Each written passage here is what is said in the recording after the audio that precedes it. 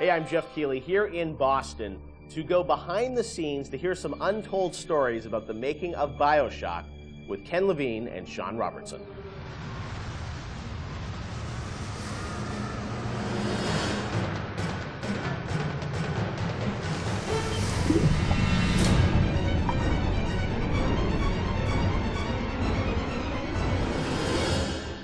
Let's talk a bit about the theme and setting of BioShock Rapture. I think a lot of people, when they played the game for the first time, Ken, they wondered, how did you even dream up this place? And I know you said publicly before that part of the reason you sort of, what led you to Rapture was this idea of fully simulating a place. Tell us about that sort of idea and the frustrations you had with other games where you sort of hit a bound. I think our philosophy was always to do what we were doing 100% rather than try to do something bigger and do it 50% or 40%. So one of the ideas of, and this sort of came from System Shock 2 as well, where you focus on an area that you can really bring to life and you kind of eliminate the questions of, well, why can't I go over the bridge to New Jersey? So we were able to really make a place, I think, that felt believable and real, even though in actuality it was really quite limited. But we just sort of dressed it with all these buildings outside that were all, basically glorified fakes. We let the story drive what we needed to show rather than some kind of like predetermined map which we set down, which is a little different than like System Shock 2, where we actually mapped a spaceship out deck by deck. Yeah. Because I don't know what the philosophy felt a little different there, because you want to feel like a real spaceship that was sort of stacked on top of each other. Rapture was free to sprawl across the ocean floor. Although you guys originally, Sean, were talking about doing this game on a sort of spaceship again, right? Yeah, when we first started talking about what the spiritual successor to System Shock 2 was going to be, Spaceship came up, but again, we wanted a limited environment, and we didn't necessarily want to do Spaceship again. And our first actual exploration of this space was underwater, but ultimately ended up looking like a spaceship. It just happened to have a couple of seaweed fronds outside. And that started to push us towards what artistic statement that we wanted to make this look different, and what rules we were going to set for the world. How at every turn we were going to try to remind the player that they were in fact underwater and that this wasn't a spaceship. And how, like, underwater, we obviously know you did underwater, then sitting in the sky, like where did you come with the idea of like doing this underwater? I think there was probably a conversation. It's like, well, what kind of places could be cut off from other places? Yeah. Like, well, spaceship, summer camp, any island notion, right? Something that's cut off from the rest of the world. Yeah. So you never felt like you should be able to go over that bridge to New Jersey. I don't want to apply some deep and meaningful conversation. I think it was one of those ideas that you just kind of say, and then everybody's, that sounds cool. Let's try that. Let's go for it. And I think it lended itself to having very nice views out the window without having to build an insane amount of unique assets. Right. By today's standards, we still were a small team back then. And there's an expectation that because you're underwater, the view distances are going to be short, so you can really kind of fade out into the fog at a short distance and not have the expectation that, why can't I see forever? So there's a lot of limitations in a good way that we put on ourselves by being underwater, as opposed to, like, if you're on a cruise ship, then you'd expect to see across the water, and we'd have to deal with that. Same thing with an island. Or in a city in the sky. Yeah, exactly. Which was a lot more complicated, yeah. So you came up with the idea of, let's do this underwater, let's do this sort of isolated place. Then you had to answer the question of, why would someone build this? Is that sort of how it worked, sort of order of operations? You then had to come up with a story to explain? Yeah, I think we wanted a very believable reason why they'd be there. Right. And sort of the necessary isolation of the place sort of led to, well, what kind of person would want to do this? And I wasn't even particularly aware of the sort of political implications of what I was reading, but I'd been reading, I had read The Fountainhead. Right. By Ayn Rand, and I mostly thought it was an interesting story. Like, I didn't realize that people were sort of basing their sort of political lives around it, because I wasn't that tuned in to that stuff at that point. And so, but I love the dialogue and the kind of speechifying in it, because you can see a video game character speaking with that kind of certainty and that kind of confident philosophy. It just seemed like a natural kind of thing to apply to this place, and so it just sort of all came together as a sort of who is the guy who would do this? Well, that character. He was sort of this amalgamation of characters from Ayn Rand's books and Ayn Rand herself. This sort of idealistic person who says, well, the only way to do this is to separate from the rest of the world. Right. And that led to Andrew Ryan. I am Andrew Ryan, and I'm here to ask you a question. Is a man not entitled to the sweat of his brow? No, says the man in Washington, it belongs to the poor. No, says the man in the Vatican, it belongs to God. No, says the man in Moscow, it belongs to everyone. We knew from a technical standpoint that we wanted isolation. We also knew to sell it, we needed a compelling storyline, a backstory that why would this place exist? Otherwise, how are we going to make Rapture feel like it's lived in if we don't have the reason for it to be there? So once we decided on the underwater location and then the closed off spaces, that objectivist story kind of came in and made the art stronger and made the level design stronger because we could feed back into that loop. And I think that's why we had to have sort of Andrew Ryan's pitch right at the beginning of the game. We wanted people to understand why somebody would go there. And so he makes this very personal one-to-one pitch to the gamer, but also that was the pitch he'd make to people, which was, there's a place that you can be free of all these things, where you can not be sort of put upon by the government and not be afraid of nuclear war and not be afraid of all these other things that will plague you on the surface. We wanted that pitch to sort of resonate and make sense, because otherwise by the time you got there you'd be like, well, this place is just fantasy, nobody would ever come here. And that the beauty of the place was also tied into that. It had to be a very attractive proposition, or people who would believe that people would go leave their lives and go to the bottom of the ocean. I'm sure in some ways you had to convince the team and enroll them in your sort of vision of who this character was going to be and what the setting was going to be. How did that work, Sean? I mean, did Ken come in and say, hey, I've been reading these books, and I think we could sort of... I believe he just came in one day on a horse and said, Ayn Rand, everybody read The Fountainhead. Exactly. I bought 30 copies of Yeah, I think, here's a 2,000-page book or something. Yeah. Go read it. I mean, really, it was more organic. Like I said, we knew that we had this location, and you struggle to fill it with stories, and you struggle to find meaning of why does this place exist? What's my motivation? And as Ken started to explore Ayn Rand a little more and started talking to us about it, and we were having that conversation, and it's like, oh, this could totally work. Like, this is exciting. Like, this is something that really hasn't been done in a video game before. And if we had flipped it and come up with the idea first before the location, I don't think we would have really been that excited about it. But we had a location, and now we're trying to fill it with that story, and because of the order of operation there, you start to get excited, like, oh, I could totally make this work. This is going to really make it feel like a lived-in space. As you think of sort of the the setting, and you think of maybe a character or something, was there a moment that you think back, it's like, oh, like right then and there, like I got excited when you attached the Ayn Rand For me, stuff it was to it was going to Rockefeller Center and seeing the visual. Uh-huh. So I told this story before, but my wife and I were in New York, and we went to Rockefeller Center, which was, if you go to Rockefeller Center, it basically looks exactly like Rapture. It's because every building, you're sort of encircled. It's this block in New York, or a couple of blocks in New York, where Radio City Music Hall is, and where 30 Rockefeller Plazas, where you see that show 30 Rock, and the ice skating rink, and where they put the Christmas tree, and it's this very iconic location. But what's cool about it, it's all one, unlike the rest of the city. Everywhere you look, it's one architectural style. It's Art Deco, and it's very iconic Art Deco. And my wife and I were there, and we were sort of working on the game, and we didn't have a visual style. And all of a sudden, I started looking around, and I said, oh, this could be a visual for the game. Also, the geometry of it was actually quite conducive to making a video game, because it wasn't overly complicated geometry. Art Deco is quite bold and simple. Bold and geometric, and simple. And so my wife and I bought a couple of Taurus cameras before iPhone cameras, exactly. Throwaway cameras, yeah, throwaway cameras, those little Kodak things, and we just started photographing doorknobs and light fixtures, and just sort of developed the photos. Remember that?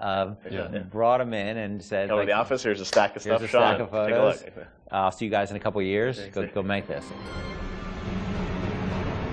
City where the artist would not fear the censor, where the scientist would not be bound by petty morality, where the great would not be constrained by the small, and would the sweat of your brow, Rapture can become your city as well.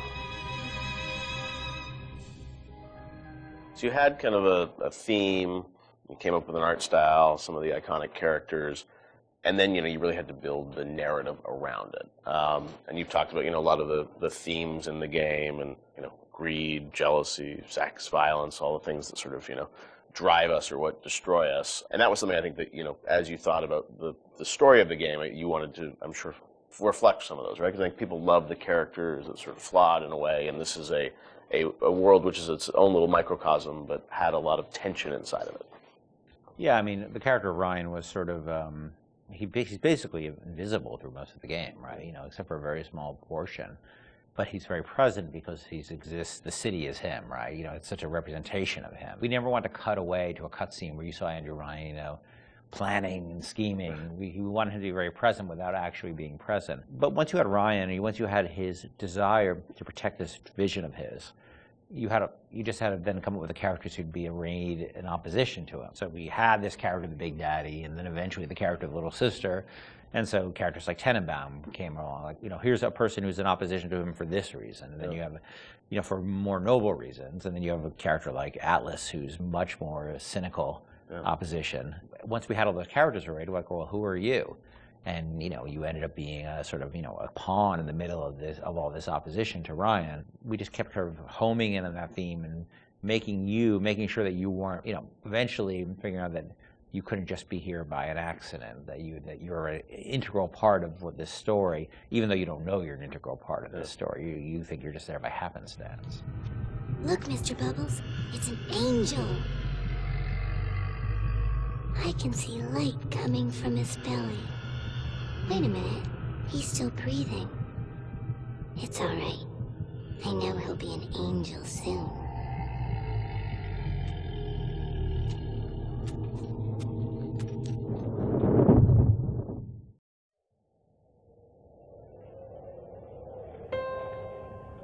BioShock was groundbreaking in many regards when it released in 2007, though fundamentally it shared many consistencies with Irrational's System Shock series. What elements of System Shock translated into BioShock, and what was refined, altered, and innovated upon to create the world of Rapture? Let's take a look at the long road from System Shock to BioShock.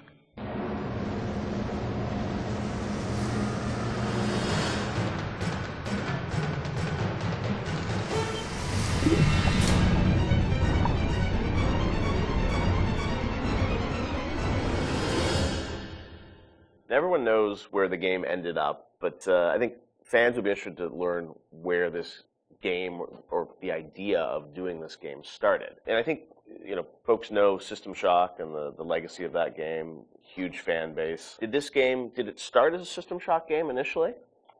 No, I mean, because we didn't have the rights to that, yeah, right? We kind of felt that there was more game design to mine there. That it was sort of, we did that one game, and it was sort of the first game that really combined shooting and RPG. And it was a very small budget. It was a very small team, and it was the first game we had ever done. So we got pretty lucky, I think, in terms of how well it came out. But but the odds were sort of stacked against it. And the team, was really enthusiastic about doing a game like that.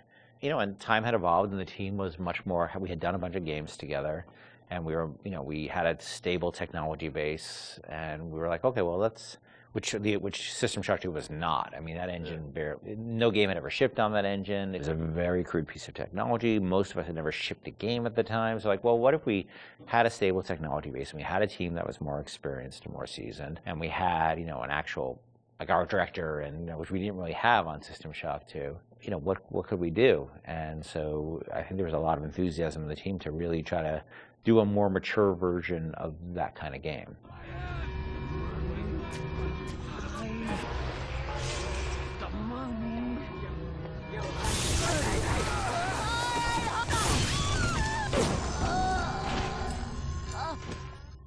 This is before we had sold the company to Take-Two, and we were an independent developer, right? We were sitting there, we were using the money we made from other development deals we had, and we would try to scrape together whatever time and money we had to work on this thing. And it was not actually something I was particularly keen on doing. The team was much more keen on doing a sort of a System Shock-ish game than I was, because That's what you were pitching, right? Like System Shock 3 at one point, right? well, I mean, there was an actual System Shock Right. 3 that we were pitching Okay. back in the day when we were right after System Shock 2, but that never happened. Right. Yeah. We couldn't get anybody interested because System Shock 2 sold like 5 copies, right?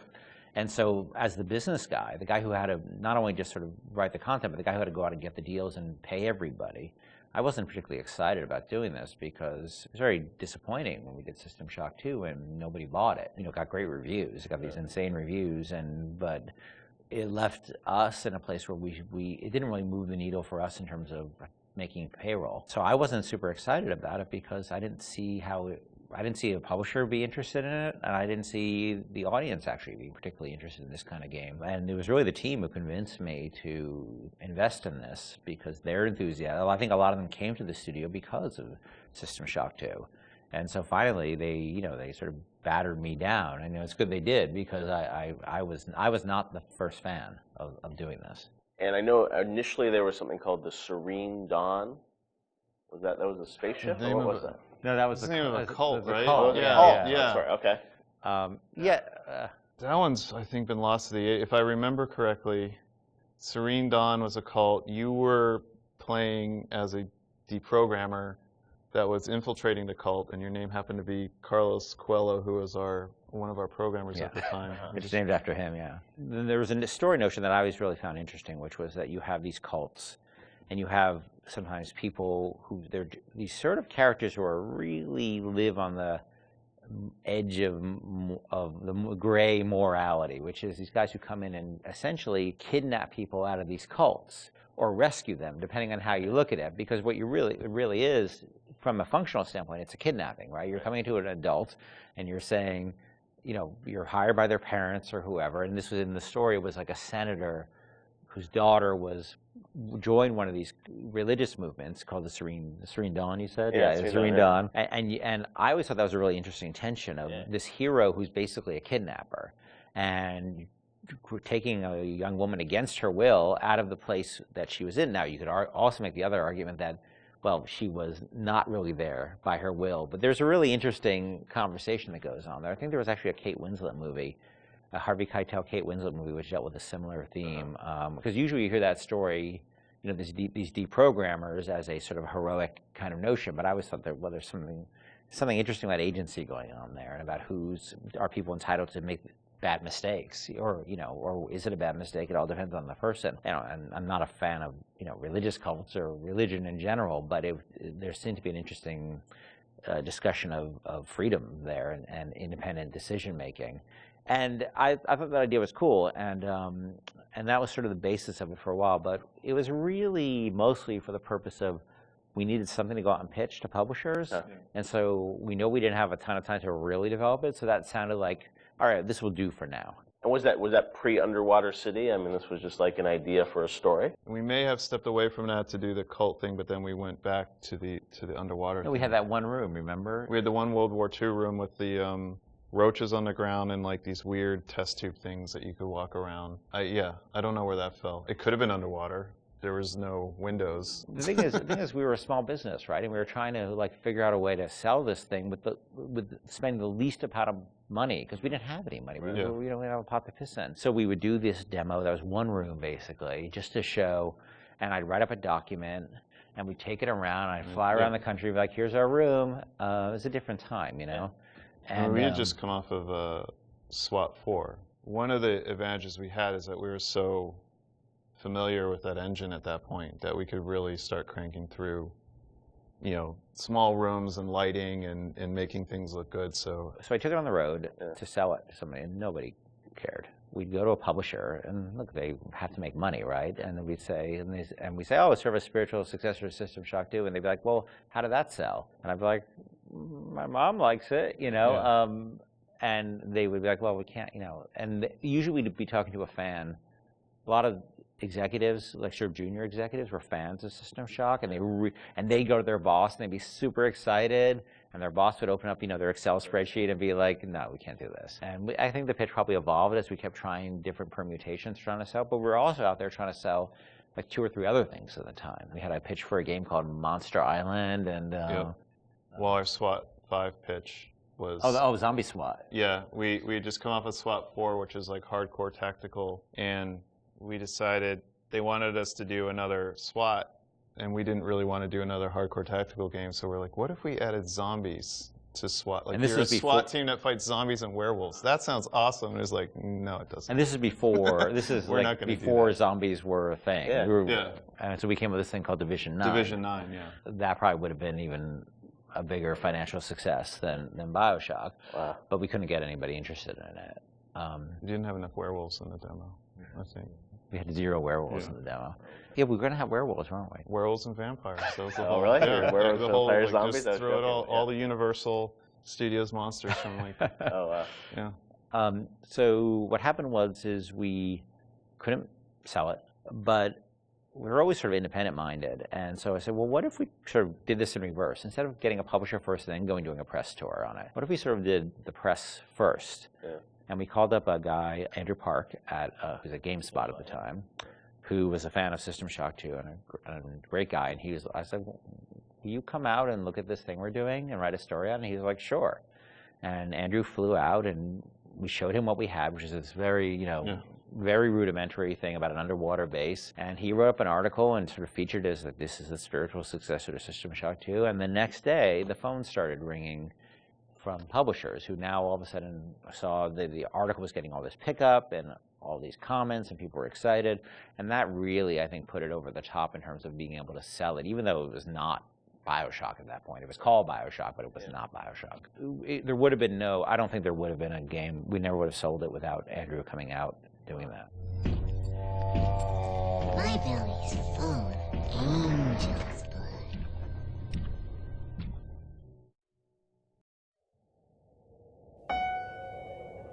One of the biggest challenges Irrational faced when developing BioShock was figuring out a way to retain the feeling of a deep RPG while making the game accessible to a broader console audience. Ultimately, the team succeeded in creating an intricate system of weapon and character upgrades that gave the player choice and customization while keeping the gameplay fast, lean, and engaging.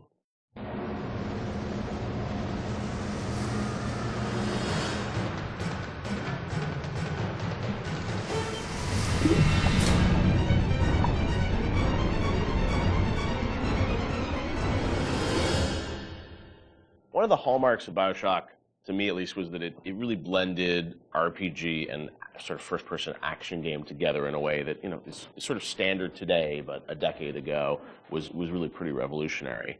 And I know for the team, I think at some point it became clear that you wanted this to work on consoles, not on PC, right? Well, both, yeah. Yeah.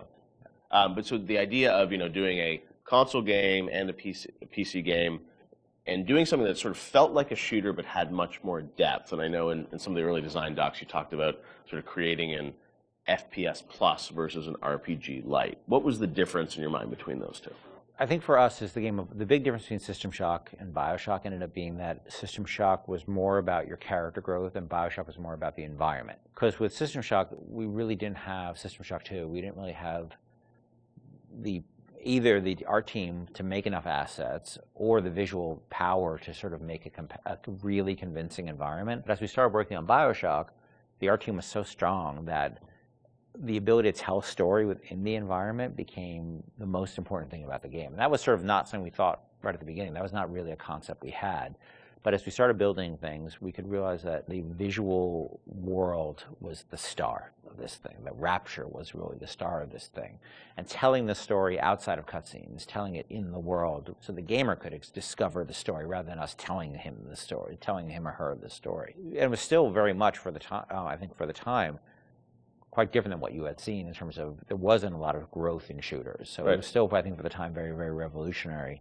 But I think System Shock 2 was even more ahead of its time in terms of that growth thing, because we defocused a little bit. Primarily, part of it was just figuring out how to do that all on a console controller was very tricky.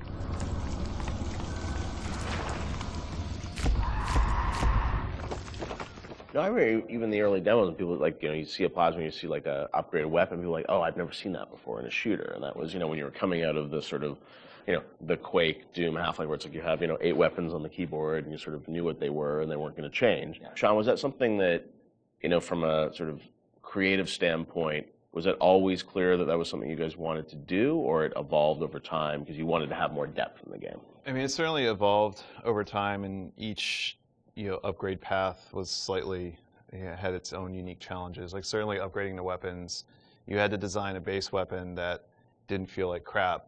Still felt like something that you wanted to use, but then the ability to add the upgrades to that, and each of the upgrades can come in any order, so you have to be aware that this, parts A, B, and C could come in at any different time to upgrade the weapon. In a first-person shooter, that's your star. That's the thing that you're seeing all the time. When it comes to other things, plasmids, things that are, Tonics. Tonics, yes, sorry. It's been a while. Come on, Sean. I know, it's 10 years. Those things were more offloaded to machines that you would then have to interact with, so you're not carrying the inventory around with you.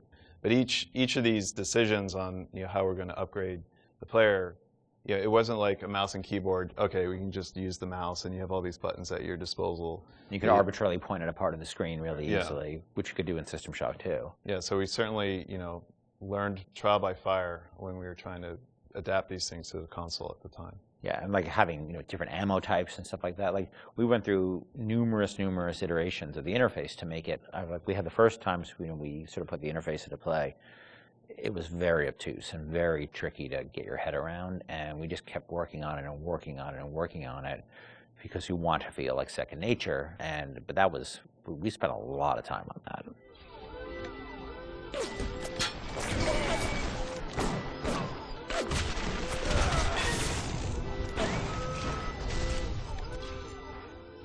What motivated the idea of having so much choice in the way you could sort of play through this game? What was it to give the player a better sense of authorship over the experience, or what was driving that?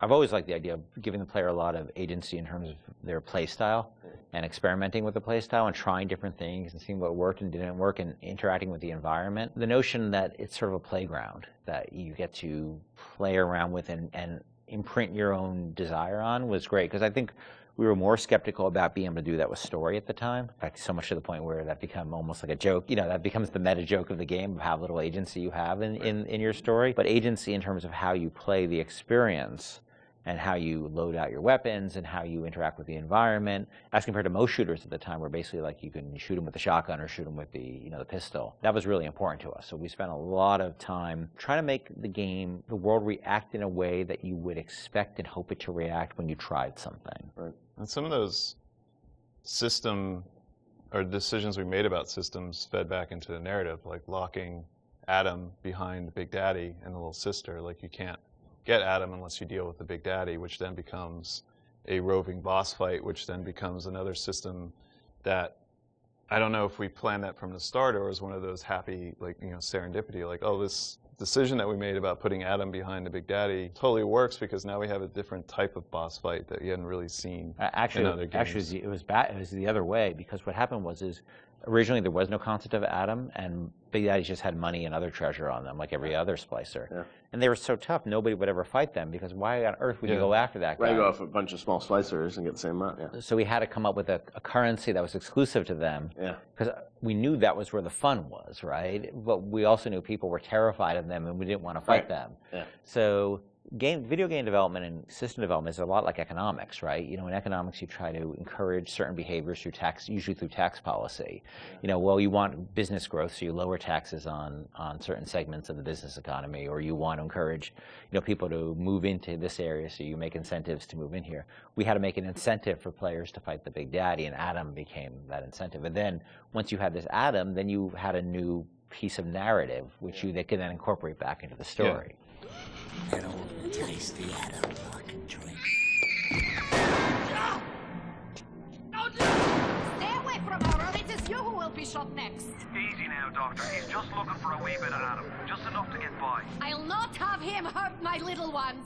Talk a bit about the the plasmids and the vending machines and that sort of whole approach to, I guess, what is kind of a tech tree, but, and coming from PC games, used to strategy games and whatnot with very complicated ways of how you would upgrade things. I thought you guys did you had a really interesting approach to how you made it very accessible to a console audience. How did that evolve? Did you know the vending machines were going to be there from the get-go? Well, we had vending machines in System Shock 2, so we were sort of lifting that, and I always thought that was a fun notion because it's a affordance that people already understand. They see a vending machine, they know immediately, oh, that's where I buy stuff, right? Yeah. And you also then have to have a shopkeep. When we talked about wanting to make things, put limitations on ourselves so things felt fully believable. Yeah. If we had a shopkeeper sitting there, you can't shoot him. He sits there, he doesn't say anything. Right. And all of a sudden he feels fake. Where a vending machine, the Circus of Values machine, can feel 100% authentic. Right. Despite the fact that it's selling like ammo and stuff like that, which is, But in an objectivist society where you don't have rules and regulations on that type of thing, it feeds back into the narrative. But you don't then break the fiction at all by having these characters who sort of don't really live and breathe in the world. So the vending machines became an important part of that. But we still want to give them character, and hence and so that clown image came from a piece of that image is actually from like a fruit container or something from like the 1940s. Okay. And so we had a book of like royalty-free images, and I saw that image, and I'm like, let's put that clown on, and we'll call it Circus of Values, and then we wrote some lines for it, decided he'd be this sort of asshole clown, and then we hired the best actor in the world to play that part. That was me. My biggest Avengers, I didn't cost anything. I didn't know you were really. I was a clown. Yeah, I was a clown. I hear it in my head every day. My wife hates that voice. She hates that voice. You can give us a little of it right here. Welcome to the Circus of Values. She does not allow me to do that, so I do it outside of the house. Okay. But it allowed us to have something that felt very rich and very real, while being very limited at the same time. Feel your cravings at the Circus of Values. And also, the plasmids and sort of the motif of sort of the videos and how you explain sort of what a plasmid was, that was a really fun way, I thought, to sort of explain that. Sean, how did you guys evolve that? Because it was a very artistic approach. I think those came on pretty late too, because we were developing all these systems, and you make the assumptions because you're dealing with them every day that the player who gets this game is going to understand what these systems are. And we always joke that you can't ship a developer with a game, or you can't expect somebody to have a README file for all of these things. Nobody's understanding what these plasmids are or how to use them. How do we present these to the audience in such a way that they're going to understand what it is fictionally and what it is functionally? Because Rob Waters did a lot of the animations on those, and we sit down and we write out like a little 30-second commercial of what this thing is. And again, because going back to the narrative, this is what would happen in Rapture. People are trying to sell these things, so they would come up with commercials to explain why you need this. Using that as your framework, you can then come up with all of these little gags that people will remember that have a little personality to them, but I think ultimately in the end weren't that expensive to create because they're cheap. I think that one of the most important things about it is we didn't want them to be long, and we didn't have a lot of budget for the art, so we had like a couple of frames of animation in them essentially.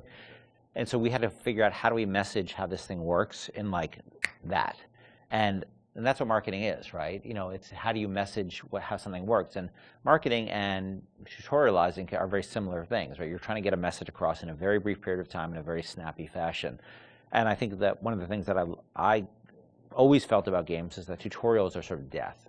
And because they're usually like, you go into a scene and there's like a shooting range or something like that, and narratively they never really make sense either, and they're so boring. And so we always try to put a big burden on ourselves of how do we train people while not letting them know they're being trained, and brevity is really important to that. So we had a bunch of art constraints on that, which also led to a bunch of writing constraints, and so those things were like, I don't even know if they were 30 seconds. Yeah, they were really short. Seconds. Yeah, like 15 seconds long. We had to explain a whole plasmid in that period of time, and I think that was a good exercise because it also made the game, it forced us to be concise and to really explain what this thing was like that.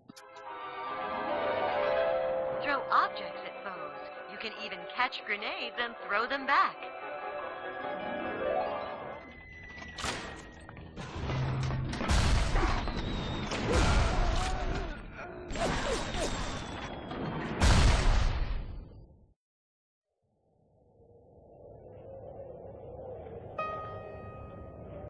Nailing the perfect marriage of story to gameplay is a science that many developers still struggle with today. BioShock has left an indelible mark on gaming narrative that can be seen and felt in many modern releases, but Irrational's motto remained from the beginning: don't start with the story, start with the gameplay.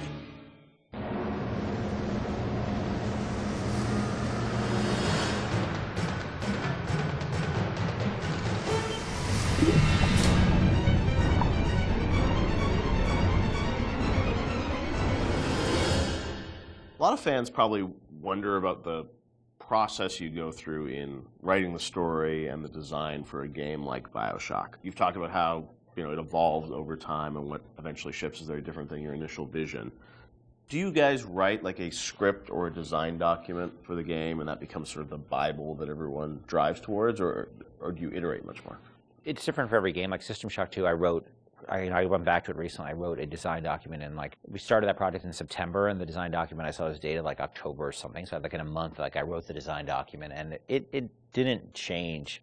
A lot of it, got expanded upon, but the basic design really didn't change on that. Where on BioShock, I think it evolved in real time much more. We had a pretty substantial design shift, like a year before the ship date. For BioShock? BioShock, yeah. It got to be much more about the experience of being in Rapture than about being in your character sheet. And so the game evolved more towards that experiential kind of thing and making sure every idea was expressed in the world as well as just on your character sheet. So before you'd have a lot of things like, I'm doing fire damage or electrical damage, but that was sort of a number flying off ahead versus, the whole notion of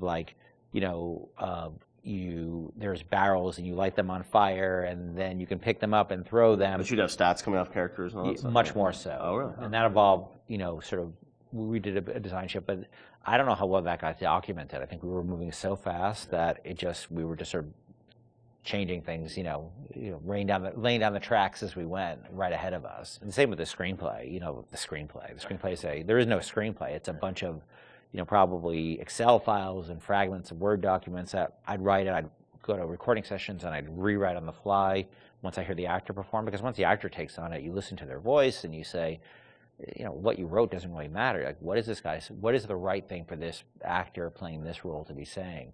So I tend to do a lot of rewriting in the session, and then you have a bug late at night where somebody says, oh, this doesn't make any sense, and you're like, oh God, you have to write a new audio log and try to get the actor back in, or you figure out what's the best way to get this idea across? Yeah. And is it an audio log? Is it a poster on the wall? Is it a piece of text that pops up on the screen? That's always dependent on how much time you have and what actor availability is. So, the plans sort of fall apart. I think we've worked on that a bunch since on the new project we're working on, where we are trying to document things a lot better and keep things a lot more logical, but the train was running so fast on BioShock that we just sort of... early on, we got the Andrew Ryan scene in, like we'd said before, and that was kind of like the keystone. We're going to put a lot of work into this, so this can't change.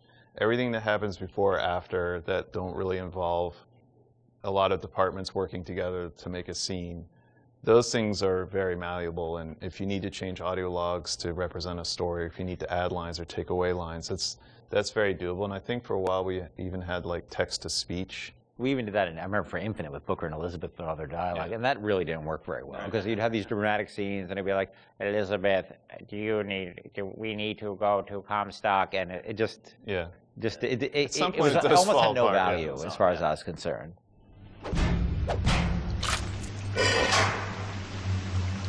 Atlas radioed on ahead. Says you were looking for an invite to the fisheries. Nuts, I say. But if you heads up to the Wharf Master's office and find old Peach a research camera, maybe I could manage an invite. Ken has so much of, these games in his head, and you're sort of, you can keep it all straight, or try to, with all the different things and changes. But from the team perspective, Sean, because this is evolving and Ken's thinking in his head about how this all ties together, how does the team sort of keep up with, what the whole game is going to look like? There's a lot of specifics that can change. For instance, Atlas used to have a Southern drawl. Right. And then, we recast to the Irish. And we actually cast an actor, wrote the lines, did the whole thing, and realized that people hated that character and distrusted him from the first start. So we had to rewrite him, recast him, redo everything. Yeah. From a team perspective, you kind of get a sense on which things are going to be really volatile and that you probably want to push off till later, because if you work on it now, it might change. Larger themes don't tend to change too much, meaning we knew we were in Rapture, we knew we had Big Daddies, we knew we had Little Sisters, we knew we had Splicers, we knew what the arc of the story was about Jack coming into Rapture, and the specifics of this radiolog versus that radiolog didn't really affect anyone outside the audio team at that time, because we could still build the environment. We still knew what the environment was. We still knew what the animations were. There are areas you learn just by working in the same space for a while that this scene, I'm not touching this yet because I know that it's going to get changed a lot. I think these themes are pretty nailed down, so I'm going to focus the team on getting these things done. I won't leave you twisting in the wind. We're gonna need to draw her out of hiding, but you're gonna have to trust me. The audio logs were, a great part of the game, and something that if you're a true fan, people really go in and listen to those and piece that all together. But I imagine there's a lot of work that goes into deciding, well, this is better for an audio log versus game dialogue, and there's the act of sort of cutting back and sort of saying, we need to be clear about what the narrative is for the game. What was that process like? The audio logs, were there things you added at the end, or were those, ideas that you had for the game, but then said, hey, maybe we'd demote these a little bit and make them audio logs? As Sean was saying, there's sort of a hierarchy of expense that you have to face, and so any ideas you have to get across, especially as you start playing the game, you realize, well, this doesn't make sense, that doesn't make sense. You have to figure out how you can introduce that idea. And generally, as the train is moving, you try to think of cheaper and cheaper ways to get those ideas across. If it's less important, it goes to an audio log. If it's less important, it goes to a poster on the wall. Well, there's also characters that you can bring in that have audio logs that aren't. Atlas, Tenenbaum, those are your big ones. You can bring in somebody to do a short, a few different audio logs. It's a character that some players may not even find, but it adds a little bit of depth to Rapture.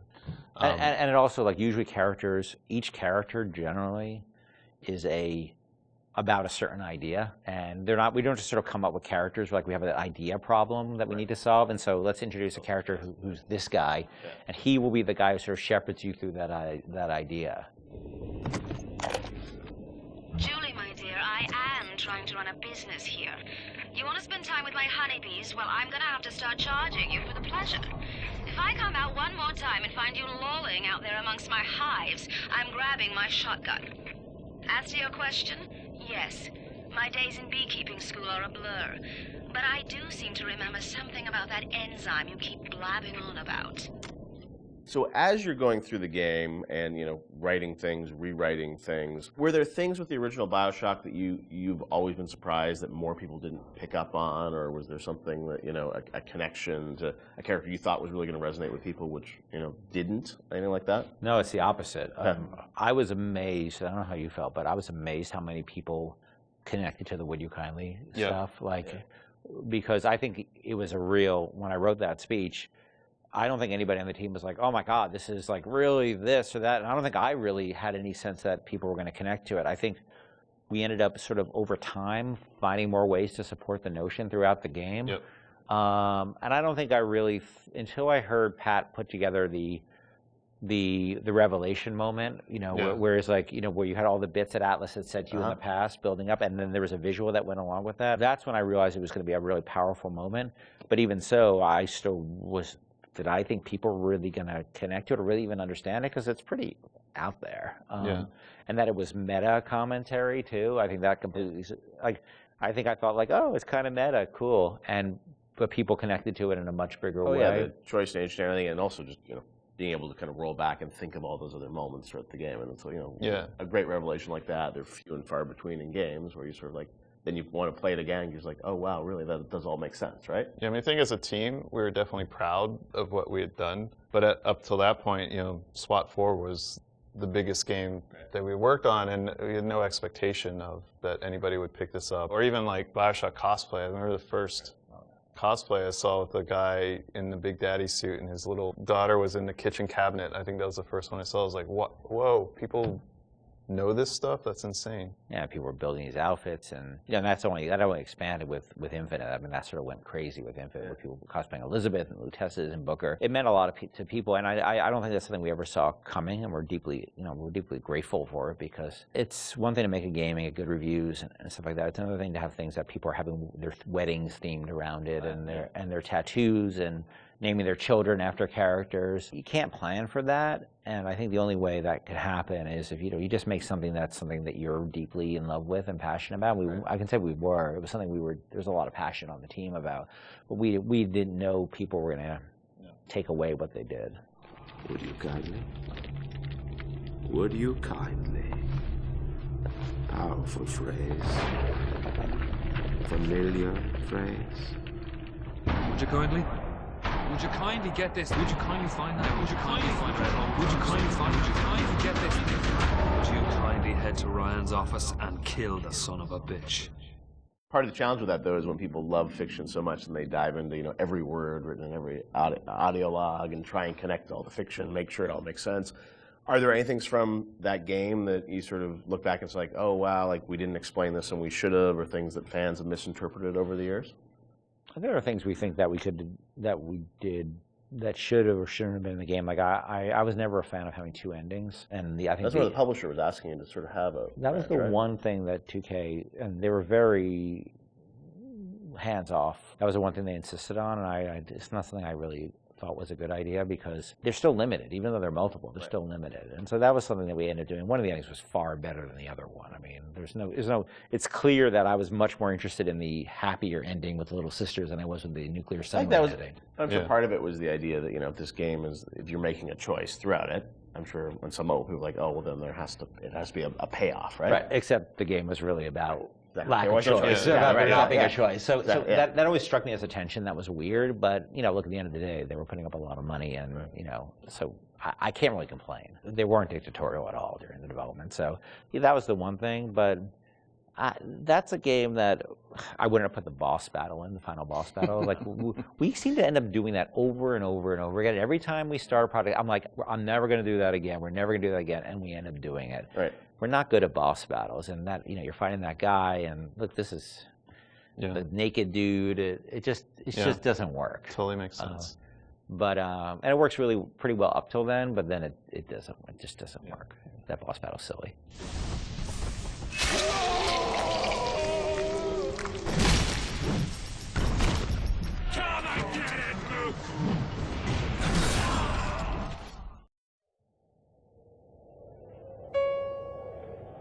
Rapture is filled corner to corner with detail and history, and the cast of characters that occupy this world are no less dynamic. Every splicer, every level boss has a story. In many ways, these characters are a reflection of their environment, and their environment a reflection of their character.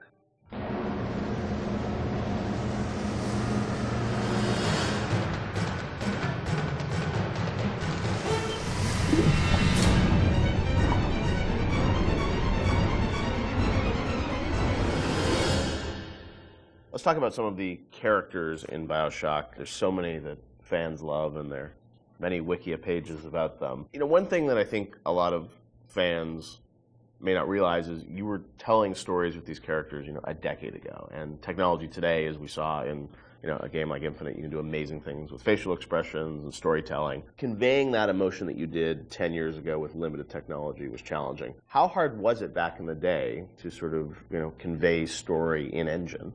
We had such a small team that we had to show Tenenbaum or Atlas. They were just splicer models, right? Yeah. Tenenbaum was Ladysmith, which is there's a reason that she's in shadow behind glass, and it's not to be dramatic. It's because we couldn't afford to build another. Really? Yeah. So just something as simple as that, like you couldn't afford to build. We didn't have the we had a few character models in the game. There's maybe 8 or 9 character models. Really? Yeah. Wow. So we're like, oh, we'll put her in silhouette behind a light, and people think it's noir. And so much of it was driven by the voice performance, I feel like, too, because it was like a radio play in many ways still. Yeah, we had some really good actors, and I was able to spend a lot of time with them, and the fact that I could write the stuff, direct it, and then rewrite in the room, and the fact that we had actors who were, for whatever reason, I wasn't even in the same room as them. I was on a speakerphone. Right. They were in a studio in New York or LA or something. I never met I don't think I met any of them. Really? None of the actors in BioShock you ever met in person when you were making the game? Maybe since, but at the time I hadn't met a single one of them. Except maybe a couple people like, you know, I played the Circus of Hours thing. Nate Wells played the Jack on the plane. You know, a couple of people in the studio. It was community theater, you know, in terms of the tech and the sort of time we had for it. But the actors were, you know, we had some exceptional actors. I will say, as you know, doing animation on that game, that you can hide bad animation behind really good audio, and it makes the animation look better. We didn't have a tech animator. It was me. I'd never rigged characters before, and now I'm rigging characters, trying to figure out how, you know, to get all of these characters out to the animation team. So we're very limited when it came to animation tools. Since apologize to my animators. No, but you did the big. I mean, for your first game that you rigged the Big Daddy, which is you know, it's not an easy character to rig. It was, you know, we figured it out, but the tools that we had on Infinite were not the tools that we had on BioShock. So we figured out what we could do and what we could do well, and tried to hide, kind of, you know, put into the darkness the things that we knew we couldn't do very well. And having voice actors of that caliber that can bring those characters to life, you tend to fill in the blanks. So tell me, friend, which one of the bitches sent you? The KGB wolf or the CIA jackal? Here's the news. Rapture isn't some sunken ship for you to plunder. And Andrew Ryan isn't the giddy socialite who can be slapped around by government muscle. And you did get to revisit Rapture in the DLC for Infinite, and you know, with today's technology or technology from a few years ago, I'm sure it was liberating for you guys in some ways to be able to use that tech to bring the environment and also characters to life. What was that experience like for you guys to go back and sort of revisit Rapture? It was liberating because we got to revisit it, but we also, I think when we started, thought we'd be able to go reuse some of the old assets, and they just didn't hold up anymore compared to the Infinite assets. So we basically had to rebuild, not just rebuild everything from scratch, we had to reimagine it from scratch because, you know, we had the ability to make it look grander and bigger, but still feel like exactly like Rapture. It is a different kind of, we're making a different kind of experience than BioShock 1, so it was tricky to make it feel like it was the same kind of game. Because it wasn't, you know, the first one was sort of an action game, the second one was really a stealth game. You know, the Barrel at Sea Part 2 was really a stealth game, and you're really telling the story of Elizabeth throughout those things. Yeah. So it was a different lens, but it was also cool because it allowed me to make the whole story about Elizabeth. You know, to have her be central to the franchise from the very beginning, and she was always, you know, she became the heart of it to me, and to have her, it was really exciting for me to make her, you know, her heroism be something that set the events of BioShock into motion, which eventually, you know, saves all the little sisters. That was really gratifying, a nice way to tie the whole thing up for me. And you probably didn't have that idea 10 years ago, right? You had to retrofit it all? I had no idea. He has a letter that he's addressed to himself that's 10 years old. But, yeah. I don't know. Well, I mean, for me, it was a nice way for me to say goodbye to BioShock and BioShock Infinite, because, you know, those two worlds together, you know, you don't realize, or I don't think the audience realizes how much time you spend with these characters trying to get them out and polished and into the world. And it was a good opportunity, I think, as a game developer to kind of have that little coda at the end where you're like, okay, I get to, now I'm ready to move on to the next thing. I've had a nice, you know, break, like let's seal this off, and now I'm on to the next thing. And it was like 12 years of our lives, too. Between the very beginning of it, and it was a long time. Well, I mean, so my daughter, who is 16 now, I did a lot of filming of her when she was 6 as a little sister. Wow. And this was not mocap, I was just running around the office. And I'm like trying to be like, now trip over the thing and pretend you die. Or like, you know, like trying to like not like traumatize a 6-year-old. Yeah, pretend you're drinking something, and you know, and I never showed her the actual game until much later. But she, on BSI, I put her in a mocap suit and actually used her for the little sister in Paris that's running after the balloon. So that was kind of, for me, like a nice way to connect it all together. Were there any characters on the original game that you found hardest to write? I mean, you mentioned, like, you know, recasting Atlas, things like that, but was there a character that was the most challenging for you, Ken? Well, Atlas, because, you know, he was basically written completely twice. That was very, very tough, and I was very happy about the original character, and I thought I'd really done something great, and then we showed it to people, and they just hated it, and they didn't trust him. And if they didn't trust him, we were screwed. Yeah. And so it was tough because we, after having gone through all the recording, actually, I had to let the actor go. It's no fault of his own, right? It was on us. He had invested in it, tell him that it wasn't going to happen, and rewrite it from scratch. That was hard, and that was tough. And then after I finished it, I had a debate with somebody on the team who felt the accent was really, really phony. And we had an English person on the team, and he felt the accent was really phony. So at the last minute, we basically ended up doing a focus test in Ireland, to see if people bought the accent. Because the actor playing Atlas was Irish, but he was from a different part of Ireland, so he was playing a different kind of Irish accent. I don't think he was from Dublin, and Atlas sort of had a Dublin accent. And so at the last minute, I thought I was going to have to do it again. Oh, wow. And fortunately, the focus test came back, and people loved it. I don't know how you survived that plane crash, but I've never been one to question Providence. I'm Atlas, and I aim to keep you alive. And a lot of the villains in the game felt like they were, very much tied to certain levels, and this was, you were still in an environment of levels with BioShock, right? It wasn't just a big open world. Did that all sort of get designed together? It's like, here's the best villain that's going to fit to this environment and this theme of, this area? Some of them work better than others. I mean, I think obviously Steinman and especially Sandra Cohen really, I think, dominate in terms of the level boss. They are their levels. They are the levels, and some of the characters didn't hold up as well, I don't think, on the writing side. The fun thing about the characters at work, like Simon, where he had all those little displays with the scissors and the tech, that was stuff the art team came up with to support that character. And obviously Sandra Cohen, in that level, I had this idea for this character, and as this artist, and taking Andrew Ryan's thinking to the extreme, through a lens of art, was really fun. They were really, in a lot of ways, they're sort of like more like Batman villains than they are like actual, real world villains. That they all have the Joker cares far more about the humor and the dark humor that he has, and the Riddler cares more about the riddles than he actually does about money. Right. Like, the money, the crime is this afterthought. Right. It's the philosophy. And so these characters have a lot in common with, and there's probably a lot of inspiration taken from sort of characters like the Joker in terms of a guy like any of the characters in BioShock, because they were really driven by their ideology, but their ideology is a mask for their sense of selves, right? This stuff is really, Cohen knows he's a hack, and he doesn't want to he can't admit that to himself, so he has to wrap himself in all this nonsense, because the last thing he could ever do is look in the mirror and say, I'm not much of an artist. No need to thank me for jamming the transmissions of those boors, Atlas and Ryan. Let them have their squabble. The artist, yes, the artist knows there is richer earth to till.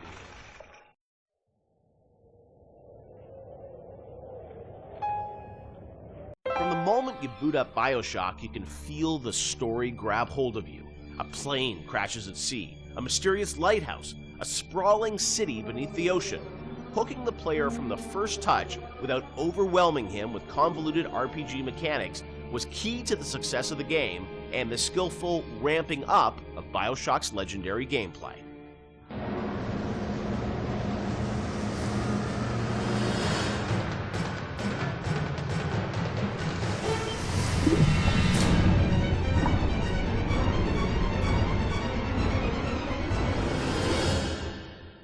BioShock has an amazing opening sequence that I can't imagine the game without it, with the plane and sort of the crash. But I understand that didn't come online until like the very end of development. Sean, is that true? We had a couple of really depressing playtests. We had built all these systems. We thought we were doing a good job of like giving basically people a playground to play with and things to do. And when we had a playtest, we didn't realize how bad of a job we were doing in exposing those systems to the player, because we were so in these systems and in our own heads, we had no idea that we just weren't facing them towards the player at all.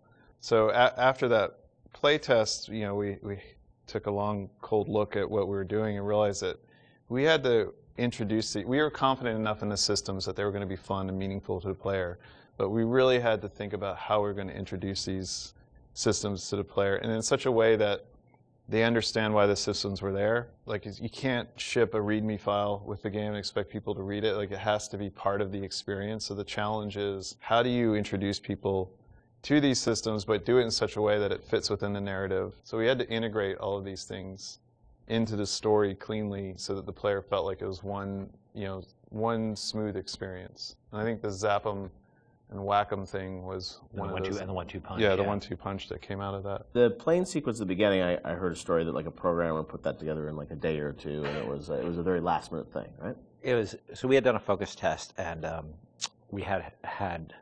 It was one of the most depressing experiences of my life because we were very close to being finished, and it was basically giving people what essentially became the demo, and people played it, and it was in Boston, and we were sort of behind these glass windows, all these sort of Boston guys like, this is a wicked piece of shit. They hated it, and they were making fun of it, and they were saying, it's like watching some guys and dolls beating each other up, and it's the stupidest thing they've ever seen. And we thought we were in pretty good shape at that point. And I remember the focus test guy was like sort of like a doctor giving me the bad news. Sorry, Ken, you better get your affairs in order. Right. And we all came into work the next day, and we were like, what are we going to do? And we were all pretty depressed. But I think we started talking. And as we talked, we started thinking about what are they saying to us? What are these people saying to us? We think there's something there. How are they missing it? And we decided that maybe they didn't understand who they were and who their role as a character, who their role in the world was, because the game at that point started with you in the ocean, floating in the ocean after the plane crash. And the crash still was in the fiction, it just wouldn't show it. You just didn't see it, so you didn't have the voiceover saying, my parents always said I was going to do great things or whatever that. They didn't show the plane crash. We didn't establish a time period. Because the plane is critical to establishing. You're smoking a cigarette. It's very 1960s looking. All that stuff was established. It wasn't established. So we decided we had no time and no money So we sort of came up with a script. I wrote some lines. A line, I think. Nate, one of our artists, recorded the line.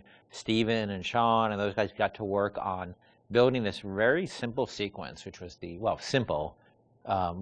Relatively simple sequence, and then the plane crash actually happens over the BioShock logo we already had, but we wrote a radio play behind that with altitude of the crash, and that I think set the emotional and the people screaming in terror on the plane crash.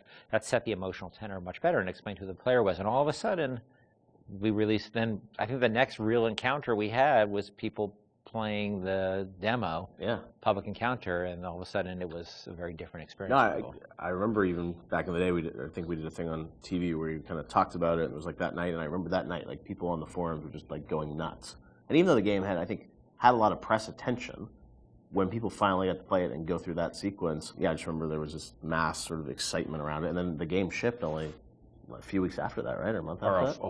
A week later, or a few days later. It's amazing, like now, to hear that, literally like a month before the game came out, the plane sequence came online or something. I mean, it was that late. Right? Well, we still had to go through certification and all that. Yeah, so it's like within. It wasn't far. It wasn't far. It was really last minute, and it was one of those things where you really shouldn't be putting in content that late. Yeah. But we felt we were so close to having something good that we just rolled the dice on it, and we worked really hard on it.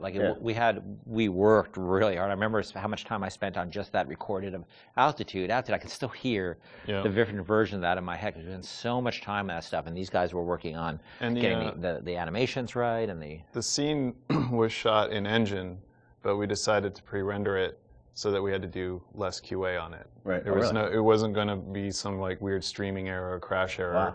It was just we're just going to show the video, yeah. And it's interesting because once you start in the ocean, we had this experience of testing a lot with the water effects and how beautiful Steven's water effects were. People didn't realize they were out of a cutscene at that point, and so they would just sit there and stare, and then they pick up the controller. And they pick up the controller, and all of a sudden they realize they were controlling things. But that, as Sean said, that part of the plane is not actually interactive. It was done in the engine, but we just filmed it.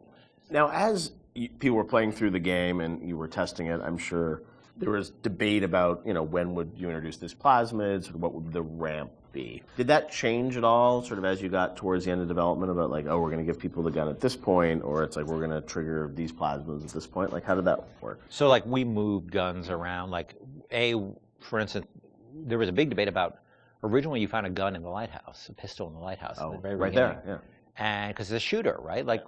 what the hell? And we had a lot of debates about it, and I feel that it was important that we didn't do that, because the fact that you sort of go through a lot of the experience without having the distraction of a gun is important to getting you immersed in the world. Because when you have all you have is a hammer, everything looks like a nail, right? But you don't have the hammer, so you just sort of had to take in the world and have that feeling of fear. And like I know when you saw that splicer bounding around on the ceiling, that you couldn't do anything about it, and that had even though that's those are those moments, right? Like I remember when I played Unreal for the first time, where it's like you're trapped and there's a monster and you can't do it, and the lights go out. It's like that's the moment with the splicer where you're like, I want to do something but I can't, and that evokes an emotion.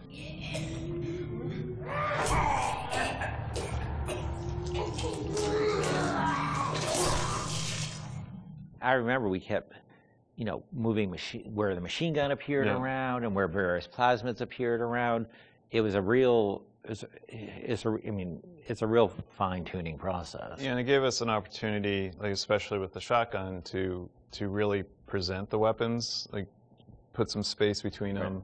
It's a moment when you finally. Yeah, I think we get the shotgun Paul sequence. Paul Hellquist was he put the sequence together for the when you see the shotgun laying in the pool of light. Like every game developer knows what that means. You know the minute you pick that thing up, something's going to happen. But it was still a very effective way, as I'm remembering it, to, oh look, I've been waiting for this thing, I'm going to pick it up, and now you have an immediate opportunity to use it. But at the same time, we're trying to ramp up the tension level by having the splicers kind of on the outside of the light, so you can't really see them, and then coming in one at a time and attacking you.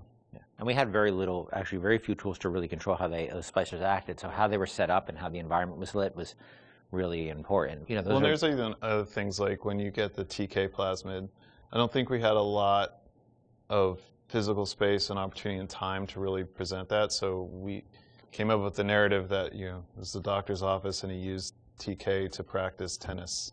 And we had the turret in there that threw tennis balls at you. So if you wanted to, you could catch the tennis balls and throw them, and you could knock things down. I think it revealed pickups that you could then, pull to yourself with TK. But we're always trying to think of like little backstories that we could do. It doesn't have to be as involved as the shotgun ambush. Sometimes it's just, let's take a grenade turret and turn it into a tennis ball turret. Because we want to, because I remember like the impulse was, I've been to dentist's office, and there's always some like weird aspect of the dentist personality they always want to get through their office. They just have to have their hobby featured in some way, and so we saw an opportunity there to both feature this, he's a tennis nut, and teach TK at the same time. And the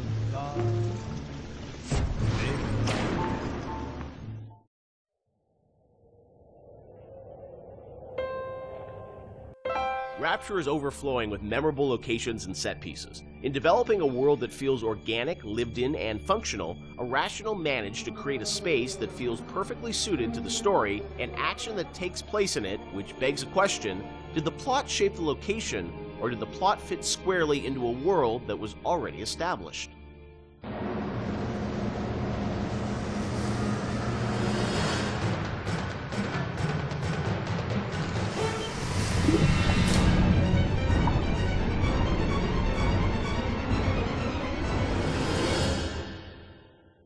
Let's talk about some of the areas in Rapture, because it's an amazing place, but also it feels like there's certain areas that are very well designed and that they have, a very certain aesthetic, and the characters in there, it all kind of comes together. Ken, do you have a part of Rapture that resonates the most with you still to this day? I think the opening is always going to be the most important to me, because it's we spent a lot of time there, and it was all, for me as a challenge, as a narrative guy, is sort of how do we set up a very complex series of events and a very complex notion, and all this, Andrew, with so much to tell, Big Daddies and Little Sisters and Andrew Ryan and the time period, and do that all without cutscenes. And especially, I think, the descent to Rapture, when you go in the bathysphere, getting that right, getting everything right down to the bathysphere, cresting the hill and seeing the city for the first time. Remember how much we worked on the timing of that, just getting that. And it took us forever to figure out that we should just put the slide projector covering the window. Again, in hindsight, it seems like such an obvious choice, but we were really trying to figure out, how are we going to tell this story of Ryan, and then reveal, so you could see the city beyond the hill. And also, we didn't have to show the whole transition going down Yeah. the bottom of the ocean because the whole screen was covered. Spoiler alert. I think that's the part that will always be near and dear to my heart. Yeah, I mean, for me, it was Kashmir. Yeah. That was one of the first... The restaurant at the beginning. Yeah, the restaurant at the beginning, because it was really like the first art box that we created that was Rapture. I mean, we created spaces before that weren't really hitting the Art Deco look. Scott Sinclair had just started, and he built that, designed and built that statue of the Atlas with the world on his shoulders that was in the middle of the room. And Mauricio had done some concept art for us of that space. And once we started putting everything together and getting it into Engine and actually walking around it and seeing those giant windows off to the side that just showed the seascape and really drove home the fact that you were underwater. It was the first time really all the elements started to come together. And we actually we had built a bunch of stuff, and we actually stepped back and said, we have to just get one room right before we go any further, because we weren't getting it right.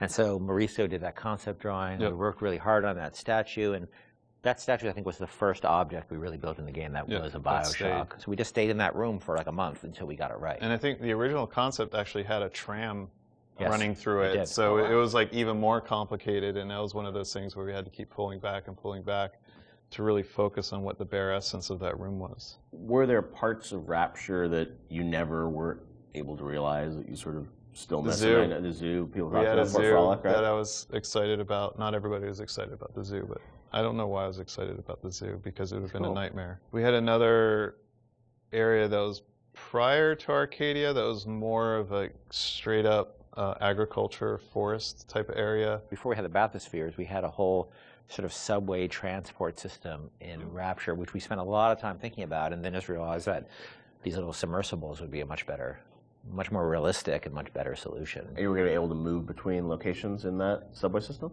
Yeah, much like the bathyspheres, but they were much more integrated throughout the space, and we really want to support them. And we just realized it was not really relevant to what we were doing. Were there certain locations or areas where you knew a certain narrative point, needed to happen? Like you look at, the reveal of sort of Atlas's true motivations. Like, was that like, oh, we've got to do it this level because it fits the story? Or was it more that you sort of like, you had the game laid out in a certain order and you just layered the story on top of it? I think the big one I can think of is that you encounter Ryan in his sort of like, that he would live in an area of industry. Okay. So he lives in this very industrial area because that's where he would feel most comfortable. And that we wanted his office, his lair, to sort of be not in some, residential zone, but where he wants to wake up and smell the grease fires and, and the machines and the smoke. That's in his lifeblood. Industry is his lifeblood. But it also had to be very theatrical. Like if you look at it now, it doesn't look like an office. You kind of know it's an office because the story is telling you that. Set, and we had some old technology that was laying around in the game that would control environment settings. So old system that we had would let you do high pressure, low pressure, medium pressure. And those would affect lighting and other like post-process things in the world. And that was a system that was cut, but because the code was in, we were always trying to figure out ways to use it. And one of the ways that we used it was in the Andrew Ryan sequence, because we didn't have a lot of narrative storytelling tools. We were basically switching the atmosphere to get all the lighting changes. So whenever a light changes in that scene, we're telling the game that the atmosphere is changing. So, and then the preset atmospheres come in and shine the spotlights on them or bring up the house lights when we need them to. It was very, very early on. You could change the pressure in the areas, and that would change how explosions worked and all this stuff like that. And we just couldn't figure out how to make it gettable for the player. We couldn't make it feedback, but we still had all those. That moved a lot of levers in the game, so we still had the system. So we used it for the sort of theatrical cues of the, very theatrical cues of Ryan appearing, the lights going down where you are, and the lights coming up where he is, because the engine didn't have those tools by default. The assassin has overcome my final defense, and now he's come to murder me. In the end, what separates a man from a slave? Money? Power? No. A man chooses. A slave obeys. And there was a great sense of sort of artistic progression as you went through the game too, and that each level had its own sort of voice. Was that something that a lot of games as they move further in development, it's like, oh, we sort of ran out of time. We can, it's like we're just going to sort of repeat this and change the color palette. It felt like, for the team, it was very defined from early on that you wanted each sort of level, which they were levels back in the day, to feel distinct. Yeah, we had sort of experimented with that back on System Shock 2, back when every Doom level looked pretty much like every other Doom level, because they were just sort of working on the same set of assets. We decided with our very rudimentary tools in System Shock 2 that we would progress with color, and every deck would feel different from a color standpoint, even though most of that was lighting, or textures, nothing really more. But we have the tools to actually, sort of theme levels. I think a lot of this goes back to, I think my first memory was actually from when I was 1 year old at the Montreal World Expo. Remember when you were 1? Well, I remember being at something at this World's Fair, which I didn't realize, I think was in 1967, when I was 1 year old, a little over 1 year old. Wow. And I was on a theme park ride they had and I remember being at this thing where a big bat flies out of this sort of thing and comes up. I don't know why I was a 1 year old was on this ride. I'm not sure, sort of a haunted housey kind of ride. And I remember loving it. And I think that stuck with me. So the notion of sort of theme parky themes and settings, and Disney World does a great job with this. You can go to Disney World, they theme areas. So themed areas were something that always resonated with me. And BioShock sort of always has had this notion of feeling of theme in different areas, much more than the real world has. Like you walk from building to building, most of them you can't really tell them apart. You walk from walk from a floor of an office building to another floor. It's not going to look any different. But we always felt that was really important. And there's also, if you look at SWAT 4, saw some early experiments with this, especially like the serial killer's house level in SWAT 4, which is probably one of the most dense levels that we ship. But you were trying to tell a specific story with that. And going straight into BioShock and using the same exact engine that we were using, and we were very comfortable at that point with how the engine worked and how to art up these rooms, gave us a leg up when we sat down and really thought about what stories are we specifically trying to tell. And one of my favorite anecdotes from this time period is with Sander Cohen. I think it was Nate Wells and Stephen Alexander sat down one night, and they came up with a backstory for every dead body that you find in that space, and then they told that story with the props that they could. Even if it was just like, this guy crawled 3 feet and then shot himself in the head because he was sad about something, they put those marks in, maybe put a picture next to the guy, and then he shot himself. So they really did their homework and tried to add the backstory for everything that you're going to find in that space. I've got Atlas's goons hitting us non-stop and 2 dead mechanics just this week. We need to control costs. If I wanted to deal with amateurs, I would have stayed on dry land.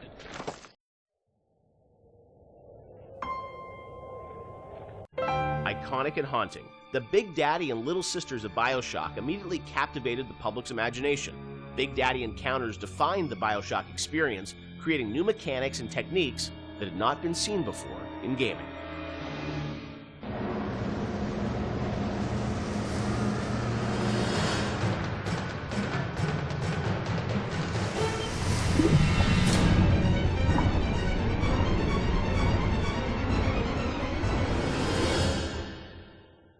So Big Daddy, Little Sister, such an iconic moment or series of moments in this game. I'm fascinated about how that got layered in, because we talked a lot about the setting and the tone. That is still, to me, a mechanic that I remember was very unique about, choosing to engage the Big Daddy and being a fight that is going to be very aggressive and different than a traditional boss fight. I know you had an idea, Ken, of sort of 3 different types of AIs interacting in the same world.